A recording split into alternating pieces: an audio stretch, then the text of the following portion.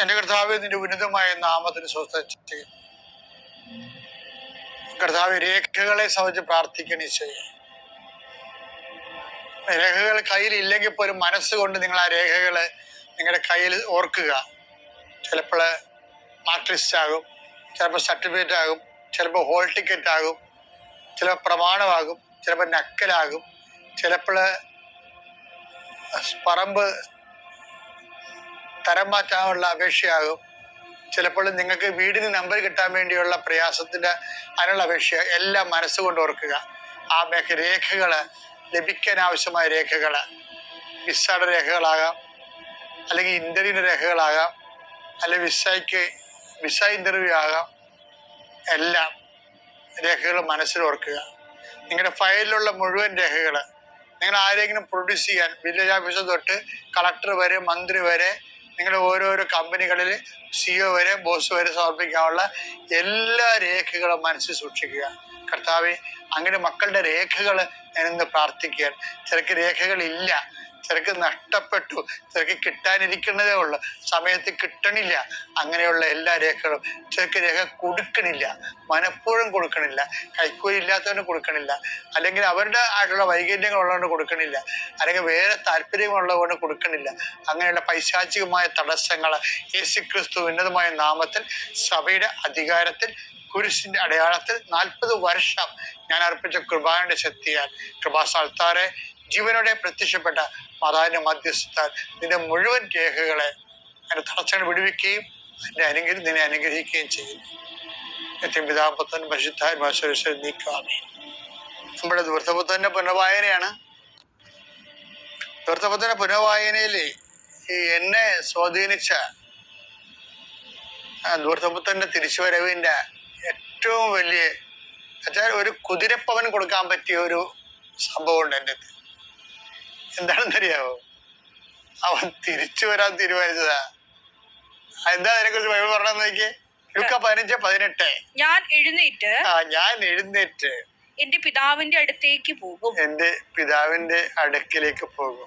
ഞാൻ അവനോട് പറയും, പിതാവേ, സ്വർഗത്തിനെതിരായും നിന്റെ മുമ്പിലും ഞാൻ പാപം ചെയ്തു. അതായത് ഇപ്പോഴും ആളിന് അസ്തമിക്കാത്തൊരു സംഭവമുണ്ട്. ധൂർത്തപുത്രന്റെ ആത്മാവിൽ അസ്തമിക്കാതെ കിടക്കുന്ന ഒരു സംഭവമുണ്ട്. എന്താണ്? പിതാവിന്റെ സ്നേഹത്തെക്കുറിച്ചുള്ള അനുഭവങ്ങൾ. അത് ശരിക്കും നമ്മൾ അംഗീകരിക്കേണ്ട സംഭവമാണ്. നമ്മൾ എന്ത് പാപാവസ്ഥ, ഇപ്പൊ എന്തെല്ലാം പാപാവസ്ഥയിൽ മനുഷ്യൻ ജീവിക്കുന്നു ഇല്ലേ? പക്ഷെ ചില ആൾക്കാർ മാത്രമേ ഈ ആനുകൂല്യം പ്രയോജനപ്പെടുത്തണുള്ളൂ. എന്താണ്?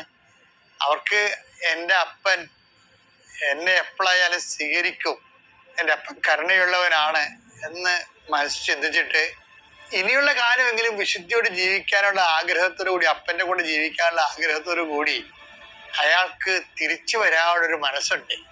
അത് അസ്തമിക്കാത്ത അപ്പൻ്റെ സ്നേഹം ഇപ്പോഴും അദ്ദേഹത്തിൻ്റെ മനസ്സിൽ ആ സ്നേഹം അസ്തമിക്കാത്തത് കൊണ്ടാണ്. എൻ്റെ ദൈവവേദനെ നമുക്ക് നമ്മുടെ ആത്മാവിൽ അസ്തമിക്കാതിരിക്കേണ്ട ഒരു കാര്യം അപ്പനെ കുറിച്ചുള്ള സ്നേഹം, അപ്പൻ്റെ സ്നേഹം തന്നെയാണ്. അപ്പൻ്റെ സ്നേഹം ഒരു മനുഷ്യന്റെ ഹൃദയത്തിലെ ദൈവത്തിന്റെ സ്നേഹം എവിടെ വെച്ച് അസ്തമിക്കുന്നു, അപ്പൊ നമ്മൾ അസ്തമിച്ച് തിരികെയുള്ളു.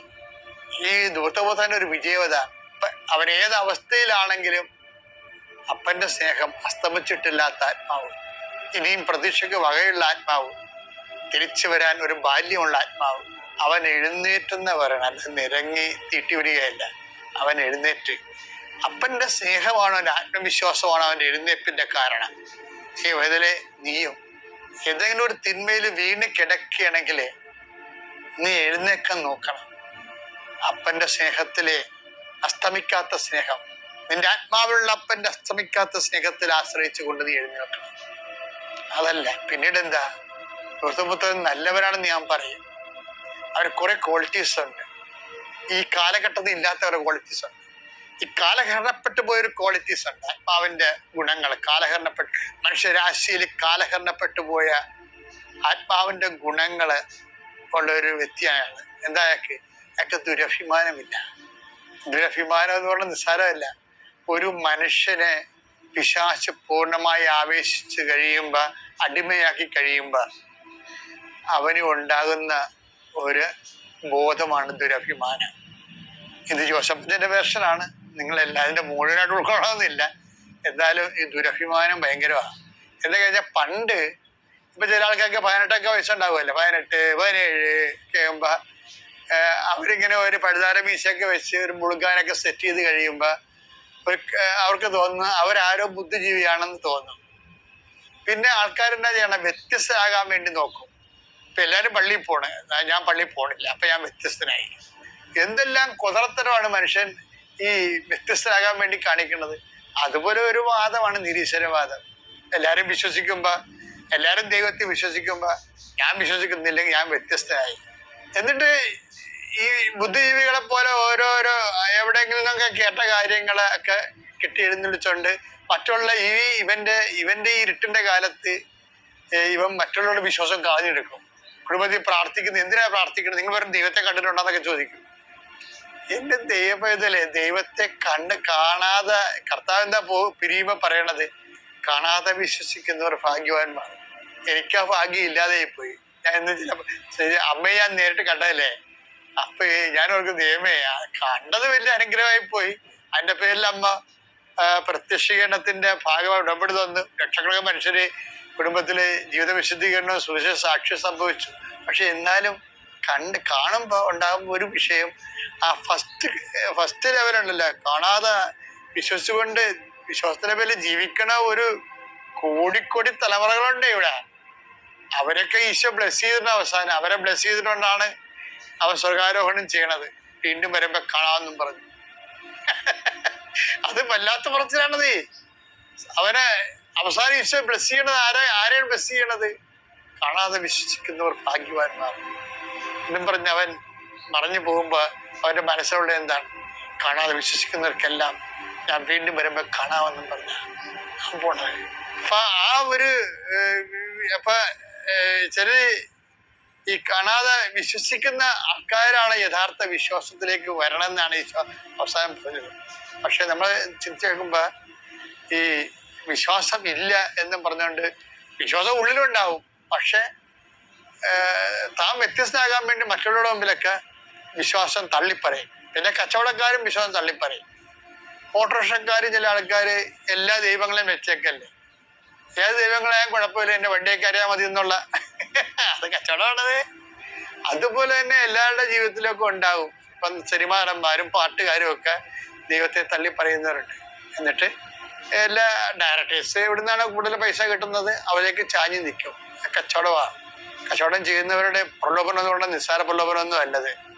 തങ്ങളുടെ മറ്റുള്ള പൊതുജനങ്ങളുടെ മുമ്പില് തങ്ങളുടെ ഉൽപ്പന്നങ്ങളും സ്വീകാര്യമാകാൻ വേണ്ടിയും അതിന്റെ ലാഭവിഹിതം കിട്ടാൻ വേണ്ടിയും ദൈവത്തെ തള്ളിപ്പറയുന്ന ആൾക്കാരുണ്ട്. അത് അവന്മാരൊക്കെ അവന്മാരുടെ കച്ചവട താല്പര്യങ്ങൾ പറയുന്നത് കേട്ടിട്ട് ദൈവത്തിൽ നിന്ന് പോകുന്ന ആൾക്കാരുണ്ട്.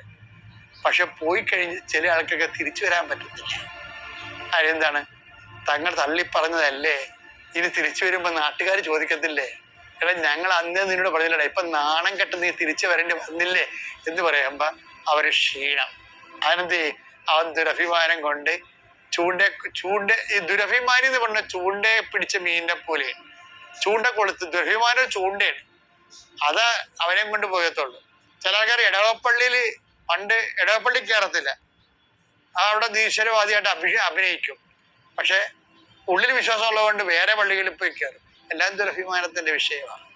ചില പ്രഖ്യാപിത നിരീശ്വരവാദികൾ ഭർത്താവ് പള്ളിയിലൊക്കെ കല്യാണമൊക്കെ കഴിച്ചതിന് ശേഷം വീട്ടിൽ ചെല്ലുമ്പോ ആദ്യ രാത്രി ഭാര്യ പറയും, പിന്നെ എന്നെ പഠിപ്പിക്കാനും പ്രാർത്ഥിപ്പിക്കാനും വരണ്ട, ഞാൻ ആ സൈസല്ല എന്ന് വെച്ച് കഴിഞ്ഞാൽ എന്താണ്, ഇവൻ പോക്കരായിട്ട് ജീവിക്കും, അതിൽ നീ എന്നെ ഉപദേശിക്കാൻ നിൽക്കണ്ട എന്ന് പറഞ്ഞുകൊണ്ട് അവന്റെ ഒരു സ്വതന്ത്ര നിലപാടെടുക്കുന്നതാണ്. കുടുംബം കലക്കാൻ വേണ്ടിയുള്ള പരിപാടിയാണ്. പക്ഷെ വിശ്വാസിയായ ഭാര്യയാണെന്നുണ്ടെങ്കിൽ അവൾക്ക് നല്ല വിശ്വാസ കരളുറപ്പുണ്ടെങ്കിൽ അവന്റെ അഭ്യാസമൊന്നും നടക്കത്തില്ല. അവളും പ്രാർത്ഥിച്ചും പരിശീലിപ്പിച്ചും പതുക്കെ കൊണ്ടുവരും. അത് ഓരോ കുടുംബങ്ങളിലൊക്കെ നിൽക്കുന്ന വിശ്വാസം എങ്ങനെയാണ്, അവിടുത്തെ അമ്മമാരുടെ വിശ്വാസമാണത് പിടിച്ചു നിർത്തണം ആ കുടുംബത്തെ. പക്ഷെ ഈ ധൂർത്തമത്തിന്റെ ഏറ്റവും വലിയ ക്വാളിറ്റി എന്ന് പറയുന്നത് ഇവന് ദുരഭിമാനം ഇല്ലെന്നുള്ളതാണ്. എന്റെ സിറ്റുവേഷൻ അക്സെപ്റ്റ് ചെയ്തു. ഞാനോ എന്ന് പറഞ്ഞില്ല, ഞാനോ ഇത് കേൾക്കാൻ തന്നെ എന്ത് രസമാണ്. ഞാനോ ഇവിടെ വിശന്ന് മരിക്കുന്നു, എന്റെ അവസ്ഥ എന്താണ്, ഇതാണ്. എന്റെ പ്രാർത്ഥിക്കാനുള്ള ചൈതന്യവും പോയി, വിശ്വാസവും പോയി, ദൈവവും പോയി. എനിക്കിനി എന്തെങ്കിലും അവസ്ഥ വന്നാൽ ആപത്ത് വന്നാലും പറയാൻ പോലും ആരില്ലാതെ ഇപ്പൊ ഞാനോ അർത്ഥം ഞാനോ ഇവിടെ വിശന്ന് മരിക്കുന്നു. ഞാൻ എഴുന്നേറ്റ് എൻ്റെ പിതാവിൻ്റെ അടുക്കിലേക്ക് പോകും, എന്നിട്ട് ഞാൻ പറയുമെന്നൊക്കെ പറഞ്ഞില്ലേ, ഏറ്റുപറച്ചിൽ കണ്ടില്ലേ?